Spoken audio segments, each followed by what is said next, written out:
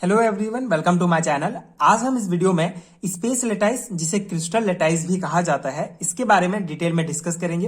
ये solid state chemistry से related एक इंपॉर्टेंट टॉपिक है। सिंपल सा कॉन्सेप्ट है, बहुत इजीली आपको समझ में आ जाएगा।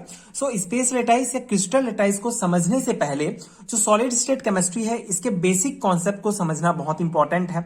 जैसे सॉलिड स्टेट कितने टाइप के होते हैं एंड जो यूनिट सेल है ये क्या होता है। सो पिछले वीडियो में मैंने डिटेल में डिस्कस किया है।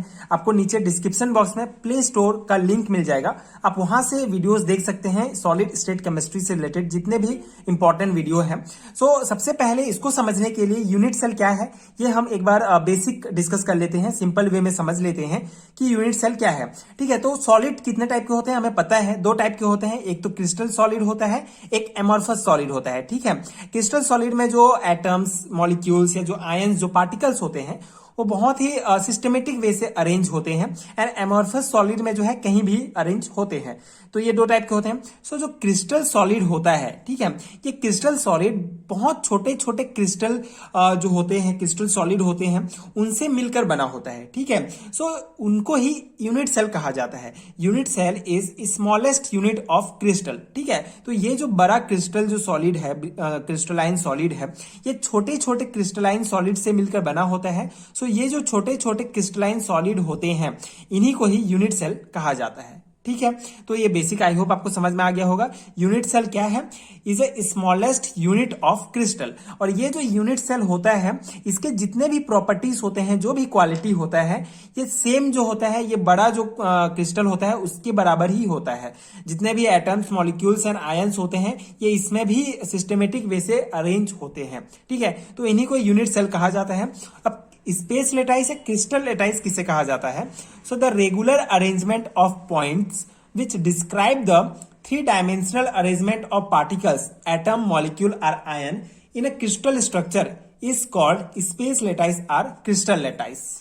सो जैसा कि हमने डिस्कस किया कि जो क्रिस्टल होते हैं, ये जो कंस्टिट्यूएंट पार्टिकल्स होते हैं, जैसे एटम्स, मॉलिक्यूल्स एंड आयन के अरेंजमेंट से मिलकर बने होते हैं। ठीक है, अरेंजमेंट से मिलकर बने होते हैं। सो इन्हीं एटम्स, मॉलिक्यूल्स या आयन का 3D में जो अरेंजमेंट होता है, उसी को ही स्पेस लेटाइस या क्रिस्टल लेटाइस कहा जाता है। ठीक है, बहुत बेसिक सा कॉन्सेप्ट है कि 3D में जब रेगुलर अरेंजमेंट जो होता है किसी भी क्रिस्टल का, जो एटम्स, मॉलिक्यूल्स एंड आयन का जो अरेंजमेंट होता है, ठीक है, उसका जब 3D में अरेंजमेंट होता है तो उसको स्पेस लेटाइस या क्रिस्टल लेटाइस कहा जाता है। ठीक है, यहाँ पे आप डायग्राम में देख सकते हैं, ये पेपर जो है 2D है, लेकिन हम इमेजिन कर सकते हैं 3D स्ट्रक्चर को।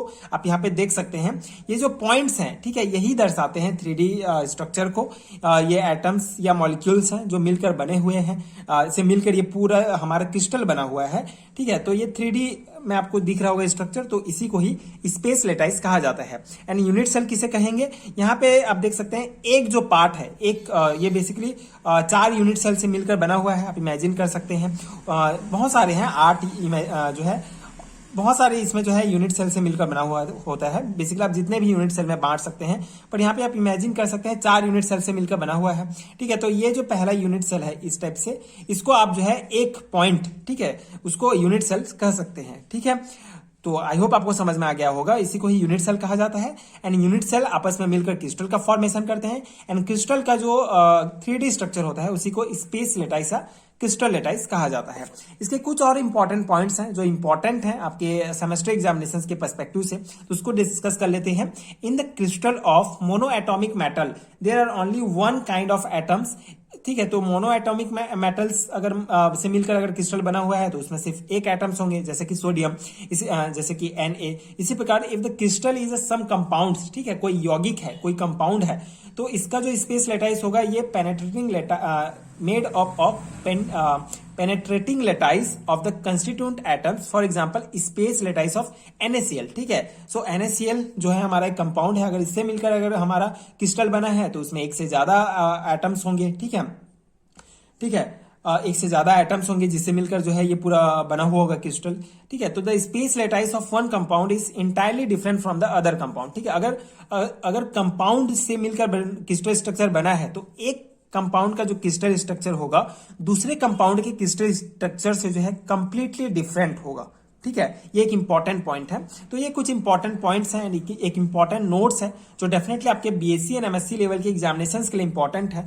जनरली 2 और 3 मार्क्स में पूछा जाता है that what is lattice, what is space lattice और व्हाट इज क्रिस्टल लेटाइस। तो आप इसको जो है अपने थ्योरी एग्जामिनेशंस में अप्लाई कर सकते हैं।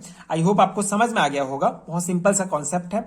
एंड अगर आपको इसका पीडीएफ चाहिए, पूरे यूनिट का अगर पीडीएफ चाहिए तो आपको नीचे डिस्क्रिप्शन बॉक्स में पीडीएफ स्टोर का लिंक मिलेगा, वहां आप चेकआउट कर सकते हैं। वहां आपको एमएससी एंड बीएससी लेवल के सारे हैंड रिटन नोट्स मिल जाएंगे यूनिट वाइज।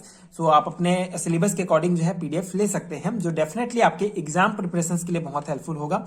एंड अगर वीडियो हेल्पफुल है तो आगे की वीडियोस देखने के लिए प्लीज चैनल के साथ जुड़े रहिए। प्लीज सपोर्ट कीजिए, like and subscribe to my channel and thank you so much for watching.